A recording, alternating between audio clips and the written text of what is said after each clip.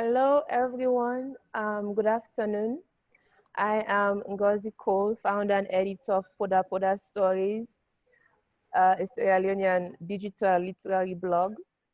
And I'm just so excited that this event is happening. Thank you to Young Salon for organizing this. And thank you to everyone who is tuning in right now. Um, so this event is going to be just a conversation about the future of publishing and the future of, Sierra Leonean writers putting our work out there in the world and the people who are holding our hand as we go along. For example, Professor Usman Sanko is here. He's a pioneer, basically one of the pioneers of Sierra Leonean publishing.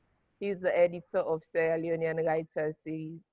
And I just want to say that for me, Poda-Poda Stories started out as a journey to rediscover Sierra Leonean literature. When I was young, the only thing I knew about Sierra Leonean literature was Dancing Plates and Spoons and Coastal Town Boy. And this started as a journey just last year to, open up my scope and learn a bit more about what's out there. And in doing this, it just became, discovering the very, very rich body of Sierra Leonean literary work that's happening right now. I've read about, Adelaide Casely Hayford, Grace Casely Hayford, Ishmael Bayer's work, Aminata Fauna's work, P.D. Hollis' work, and also the work of newer, younger Sierra Leonean writers like Sana Mara, Victor Fauna, and Adeola Keru. And I'm just so excited to share this journey with everyone who has, read Poda-Poda Stories, contributed to Poda-Poda Stories. And I just hope that this can be, a conversation where we open up more dialogue about how we can really get our work, not just to the world out there, but how we can also look inwards and read our literature. Because it's good to read about Shakespeare and Chinua Achebe, but it will be a disservice to us as Sierra Leoneans if we are, just not just ignoring our stories, ignoring our literature, because that is the basis of our collective imagination. If we are reading the work of Umar Farouk Sisse, who's a Sierra Leonean poet, if we are reading the work of, Gladys Casely Hayford, if we are reading the work of Aminata Fauna, Sierra Leonean memoirs, that's the basis of our collective imagination. So I'm just so excited for this conversation. Today, we are going to be talking to Professor Usman Sanko, also known as Mallam O. And then later on, we'll bring in Adeola Keru, who is a young Sierra Leonean poet who publishes her own work in a kind of different format as opposed to what Mallam O does with Sierra Leonean Writers Stories.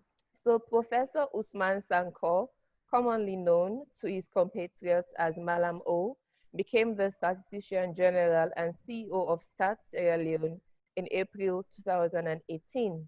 He has since then transformed the institution into a credible national stats office in the country.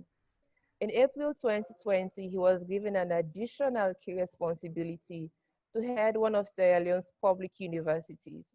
He is currently the acting vice chancellor and principal of Njala University, which has 10,000 students. Mallam O became the executive director of the In-Depth Network in October 2007 after serving as deputy exec director from mid-2006. Usman Sankor is a member of the scientific advisory boards and committees of several international research institutes. He has also acted as consultant on population and health issues to the World Bank, the WHO, and the African Census Analysis Project. Professor Sankor was born in the village of Warima in northern Sierra Leone. He attended Tomlinson High School in Songo, Sierra Leone, and did undergrad studies at Njala University, where he graduated with a BA with a bachelor's degree in mathematics, first division with distinction. He also was awarded in 1996 the German Academic Exchange Service, which is the DAD, Prize for Academic Excellence and Exceptional Social Engagement by a foreign student. Mallam O established the Sierra Leonean Writers Series, SLWS, as his contribution to nation building. He publishes Sierra Leonean writers and writers of other nationalities whose books have a Sierra Leonean context. So this is just a summary, by the way, of Professor Sankor's very rich bio. Welcome, Professor Sankor, to this conversation. If you could just start by telling us about yourself, your background, your work as an academic, a writer, and a publisher as well. He's a Hi. great man, Auntie Alima.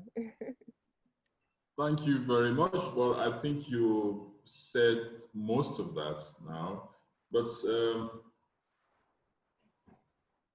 greetings to all of you. I'm excited here. I have to express my gratitude, first of you, to Ngozi for inviting me to this talk. I'm really, really honored. Well, I am a hybrid person. Probably that's why the title of my book is Hybridized. I can probably not speak very good English. I cannot speak very good German.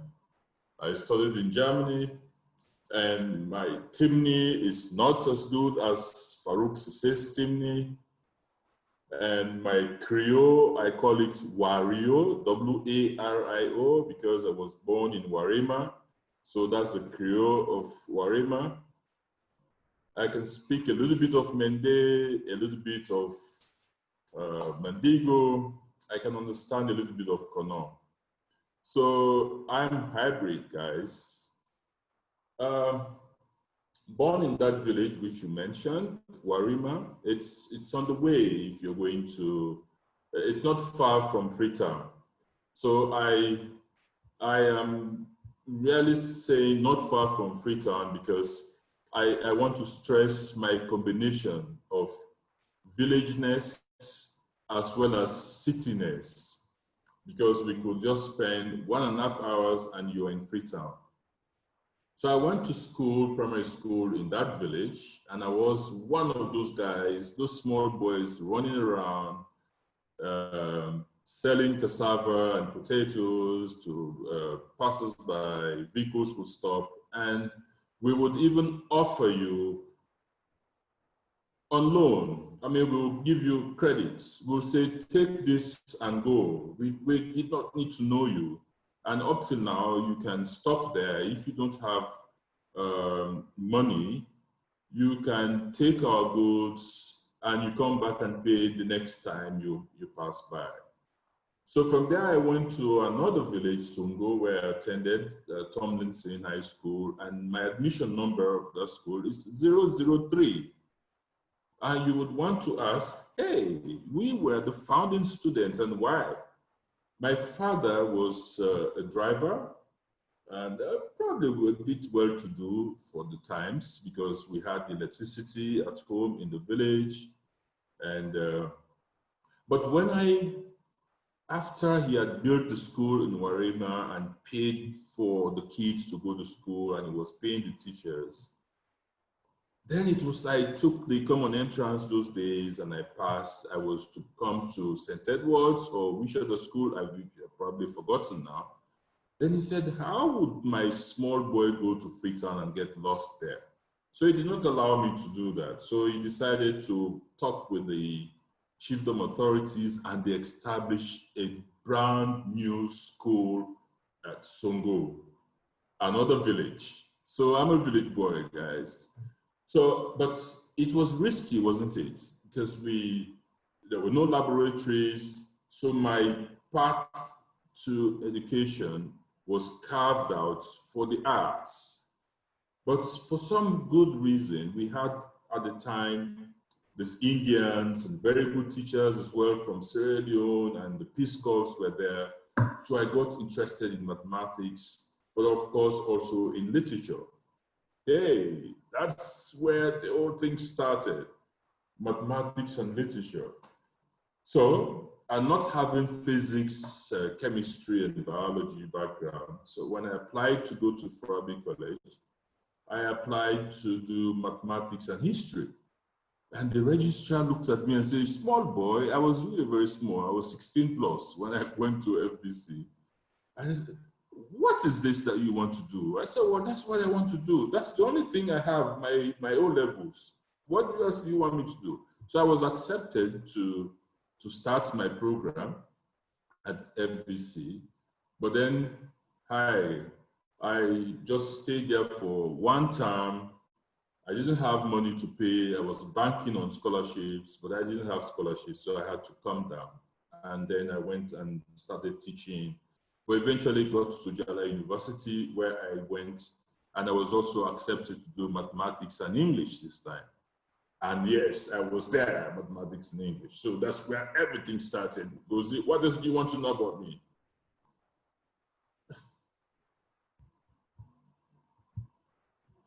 Sorry, let's come to the meat of how you started, writing. First of all, how did you start writing? And following that, how did you start the Sierra Leonean Writers Series? Yeah, those days in that little village, I read the Quran as well. We would read in the evenings, and then you would sit there, and yeah, so I was taught the Quran, the surahs. I was reading all of this. But then my father felt that I was going too much in the direction of the Arabic and all this. So he said, look, guys, now whoever goes to school and when I come back in the evening, you should write a story. Wow, I said, story? What's that? And we started writing stories.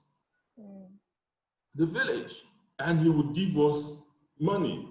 He did not, what was his standard? Was it standard 3 those days, he told us? But then he would read our stories and he would say, you came first, and he would give you money, he would give you this and all of that. And he would buy sweets for us. So that's where my writing started, I would think. And I also had the opportunity in school to act. My letter is A is for this, my letter is C, and all of these things. And so I became, hey, man, then proud, very bold. I would then stand there and start reading things. Probably poetry was it, I don't know, but I would read anything, and then my dad would just appreciate.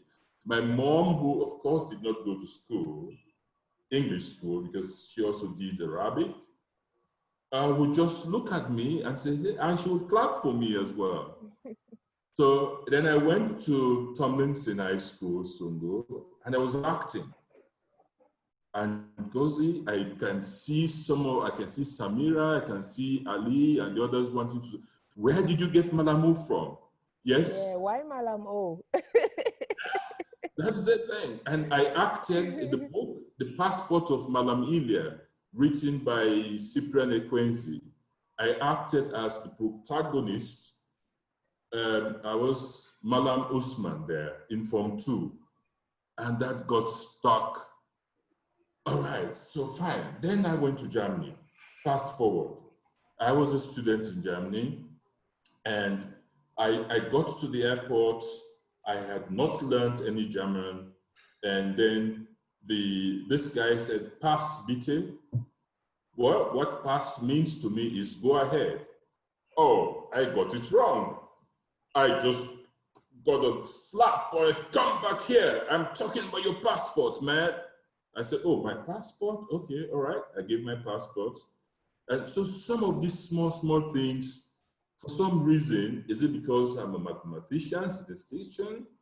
I keep them. I say, I came to Germany. That was the first thing I got, the first German I got. So I wrote my book 5, 6, 7 years later to talk about the reflections of my life in Germany as a student and as a worker. So that's Hybrid Eyes. And I realized that I really could not write again as I would have written if I had not gone out for some time. So then I started to say, oh, wow, okay, I'm seeing things differently here, partly African and partly European. That's the title of my book. But when I wrote that, first in German, by the way, and because I wanted to tell the story to the Germans, because I realized I went to a bookshop at some point and I saw small boys and girls buying books. I said, in this country, these boys can buy books?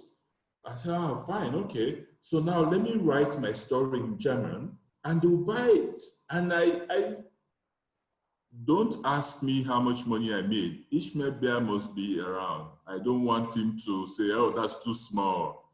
But I made some money writing my book and Vermittler zwischen zwei Welten. Okay, that's how it came up. Then the Germans liked it. I was invited to read, to readings, book readings, and intercultural shows, etc. Then I translated it, well, literally, not direct translation, into English. And it became hybridized, a reflection of an African in Europe. I went to visit a friend in Holland. And when I was introduced to a group, this was a naming ceremony of Sierra Leoneans. And then they said, this is Mallam O. Two guys stood up and said, Mallam O, you wrote our story. So what are these guys talking about? We read your book. Please, how long are you going to be in Holland? I said, 1 week. Don't spend anything. We take care of you. You've done well for us. Then when I went back, I said, no, I told my wife how I was treated like a king because I have written the book. And I'm a mathematician, guys, figures, man. How can I write something for someone to enjoy? Then I said, no, there are Sierra Leoneans out there who must be given the opportunity, who probably do not have publishers to place their manuscript. That's the whole thing started, Ngozi. I said, let's have a publishing outfit so that we have Sierra Leoneans publishing their works. So this started basically because you realized how important it was for you to have your work published as a Sierra Leonean. And so you wanted that to be, I guess, the story of other Sierra Leonean writers to have their work published too and to have it out there. Exactly, that was it. So I just said, wait a minute, I wrote this thing, and the way I wrote my book, and I was a student, and I would come home and my daughters would run around me, oh, Daddy, what are you doing again today? Then I'll write a chapter and they'll read over my shoulder. No, that's not right. If mommy sees that, she's going to be jealous. Because I wrote about watching a woman coming and then she was quite attractive. And so I just described her a little bit. So I didn't know my daughter's English was good because and she read that thing. And so, Dad, you can't write that. You can't leave that in that. I said, what are you talking about? Say, my mom is going to be mad with you. Okay, when mom came later, we read it and said, oh, no, I'm not worried about that. He's just writing about something. So I mean, it saved me. So telling the story, my story, and how it impacted people in Germany. This was the time when the skinheads were throwing stones at the Africans and the Turkish people and all of that. But there is no anger in my book. I try to see, well, I had not gone to Germany to change the system there. I had gone to study as an individual. And so let me look at my neighbors. If they would understand me, I'll try to understand them.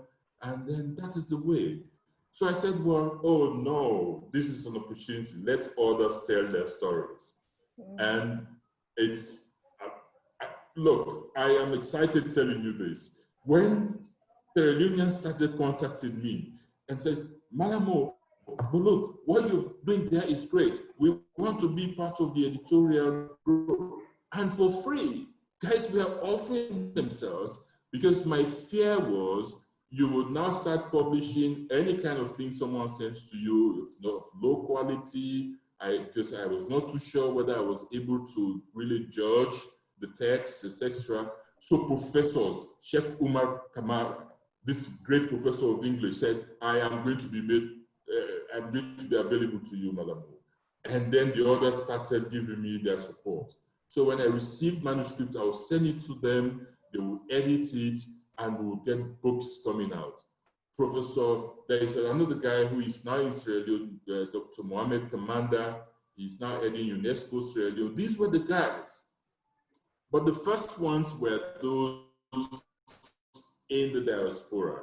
Then I started saying, okay, these are guys in diaspora. What about those in Sierra Leone? Who are these guys? How can I reach them? For some reason, and I think I saw Farouk Sise here.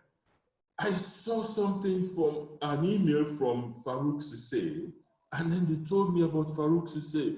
That guy is a poet. That guy is this. I said, so you mean I have started reaching Sierra Leoneans in Sierra Leone to publish? Oh boy, I was like celebrating all the time. And so it feels so good when you give the opportunity to others to tell their stories. That's an amazing story, by the way. I had no idea that Hybridized was initially published in German and then you Yeah. translated it. So the next question is, for publishing is an entire industry. You know, ideally you have, agents and multiple publishers, and with you, your work really, you are doing the work of a pioneer, because when you started we didn't really have a publishing industry, and even now I wouldn't say we have a creative industry in Sierra Leone, a publishing industry where you have multiple agents and multiple publishing houses. As far as I know, the Sierra Leonean Writers Series is like the only publishing house, correct me if I'm wrong, the only publishing house publishing purely Sierra Leonean work. So what have been some of the major challenges along the way, as a publisher in this environment? Yes. Well, probably I've been modest in what I was looking at, and that's why I have not been disappointed. And so meeting people like Ishmael Bier along the line, when he came to Freetown, the guy, he saw me, we met, and he was all over the place trying to meet me. You know, we took some pictures. Then I looked at the guy, Ishmael Bier, the guy who is so popular, wants to really see Mallam O. Come on. So me, and I see all of these guys now in Freetown. I publish people like the politicians and all the big guys in this country. I mingle with them because of SLWS. So I don't really think I have any challenges per se. Anyway, I'm just joking there. But really, I am, you could describe me as a philanthropist in a way. So the publishing outfit of SLWS has been driven by philanthropy, by my wife and myself. I was earning a little bit more than I needed, actually. My salary was very high in an international community where I was working. And so we said, why don't we extend our philanthropy beyond our relatives and friends, those who were assisting? Let's create something else. So we founded the Mallam O and J. Sankor Foundation, which is Sankor Foundation. It's available, sankorfoundation.org. It's on the web. So we put some money down and said to ourselves, in any case, Sierra Leoneans are philanthropists, whether or not you like it. You have lots of relatives that you will support, but let us support other people that we do not necessarily know. So that's how we created that foundation. And so we are funding SLWS itself, the core and all of this.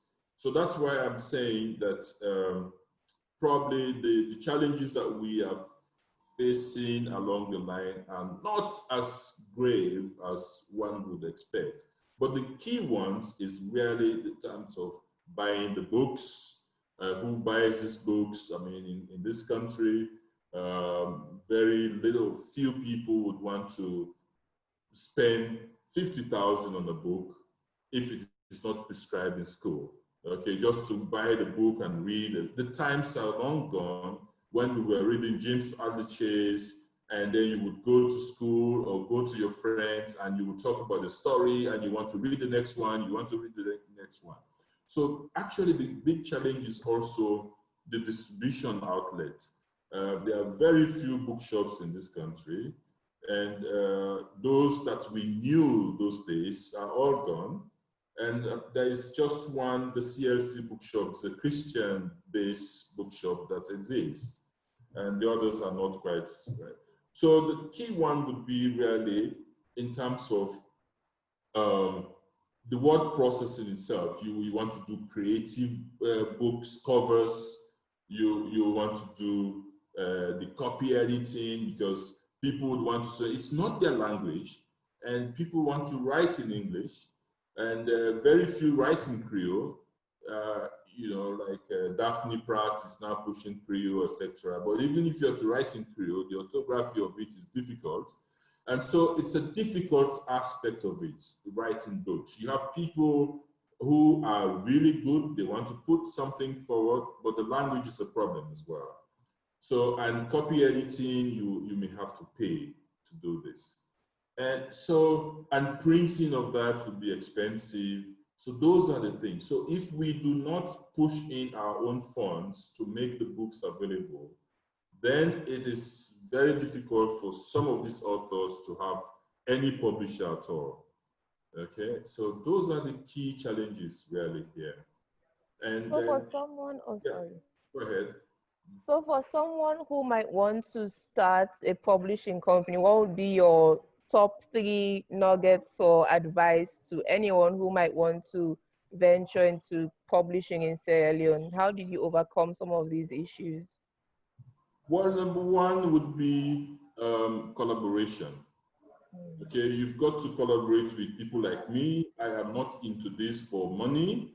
And so if you come to me, I will give you all the advice. I would either even make use of my facility already for you.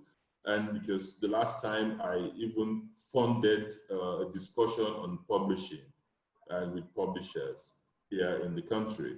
So I think we still have people like me who will really want to let things work, because I also just would not want to be the only publisher. I want several others to come on board, because it's about the country. And so we can have many others to move. But really, you would need some money. That's you need it. You need to have um, some kind of a core that you would support writers. That is important. Right now, no writer pays me a cent to get published. All the books that I've published, no writer pays me anything, as I said. And I assist most times. I even do, to the best I can, also do part of the copy editing, but I really get others to help on board. So you need to have a team. If you want to do it outside the philanthropy end that I have taken, then you need to have a team for copy editing, assisting others, and think also about the other types of books that should be made available, especially children's books. Those are difficult to write. Okay, you write for a child. So, but fortunately, we have a person here in this country, Mohammed Sharif, who has been there for many years. He's the guru of writing for kids, and he's also trying to groom others to do. So you have to look at that. You have to look at the distribution. What I am trying to do now is I am trying to open bookshops all over campuses in this country, starting with the universities, then go to the polytechnics and all of this. And you know what? They are offering the space to me for free. The universities are offering the space to me for free. I am now starting at Freetown Teachers College. My wife is setting up a bookshop there. And so this is what we want to do. So those are the things that publisher, who, if you want to go into this, you must have to start. And how to print those books. So you have to think about what I am doing now, you print on demand. So if you have a printer who needs to print 1,000 copies to break even, then you are not going to be able to do it because you cannot sell those 1,000 copies in the next couple of months. So what we do now is we have worked with CLC Printing. They have a print on demand kind of machinery. So you come, we can even print one book and sell it to you. So what I'm doing now is you come, you can order a book, any book, and then I pass on to CLC Bookshop and it can be printed for you.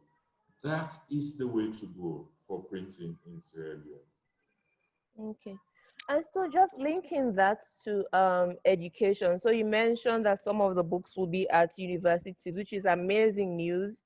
I just wanted to ask again in terms of primary schools and secondary schools, because just for students to really not just grasp the culture of reading, but also grasp the culture of reading Sierra Leonean books and Sierra Leonean, work.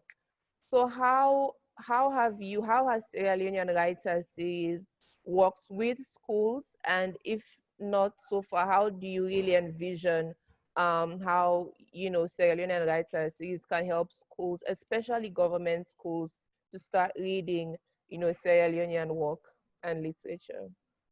You know what? We are blessed this time to have a young Sierra Leonean, Dr. David Senge, as the Minister of Basic and Senior Secondary. But of course, he would not do it alone. He has a team, and he needs a team that should consider Sierra Leoneans, by the way. There were times when we would say, oh, we want Sierra Leonean books. There were no books. Now we have them. I've published about 120, 50 Sierra Leoneans. We have those ones, and high quality stuff. But we're also not saying that whatever we publish must go to school curriculum. We know that the ministry has a curriculum committee that looks at all of this. But what's happening is that many of the books that are there are still not by Sierra Leoneans. So people are asking, how do we do this? Well, what we started doing, Banabum Hallowell, Farouk Sisse, Mohamed Jibril Sisse, Elizabeth Kamara, and to name a few people and us, we came together last year and organized the first book fair in the country in December last year. We wanted to do it again this time, and if even Ishmael Bear had promised to come, but then this COVID came in. So what we did last year was first to let the country know that we have Sierra Leonean authors who have published their books. That's what we want. We do not want to press on the ministry or coerce them or force them to say, take this book because it's written by a Sierra Leonean. We want the ministry to now see that, and we have a website, see our books, invite us. We are also coming to you. Get an independent review committee to review the books that have been written by Sierra Leoneans, and then start introducing these books, even if as additional reading texts. That's what we want to do. And so this is what we are going to start doing. Omar Farouk Sisse's poem is now in the WAEC syllabus for WAS. Banabum Hallowell and all of this. But these are just one poem here and there. We have books, for God's sake. Hey, authorities, look at us. We now write. We are Sierra Leoneans, and we ensure quality is given. So that's what we are appealing to this. But what the writers are also doing now, they take their books themselves to the schools and introduce the books to the teachers, to the principals. So some of the books are being read in schools with the hope that the ministry will probably consider us. When was it? Not too long ago, David Senge called me, and then he asked me to get 3 of the books being read by the authors, and this has been done. Who knows? When this SLBC starts broadcasting Sierra Leonean reading their books, etc., we might just get the magic there. And the Sanko Foundation, my wife and myself, we've been funding a leaders reading together with Professor P.K. Moana at State House, even before he came over. We, for the past 4 years, we've been funding a small group of guys who go around and we give scholarships to those who read and read and read and read very well across the country. So it's there. We need to do more. That I can assure you we will. And we as writers and publishers in this country, and with people like you, and with initiatives like what we are having here today, the Young Sierra Leonean, I believe the future is bright. That's really true. I'm also very hopeful. I think that, first of all, the fact that we're even having these conversations, that's a really good first step. I'm thinking about the future of publishing.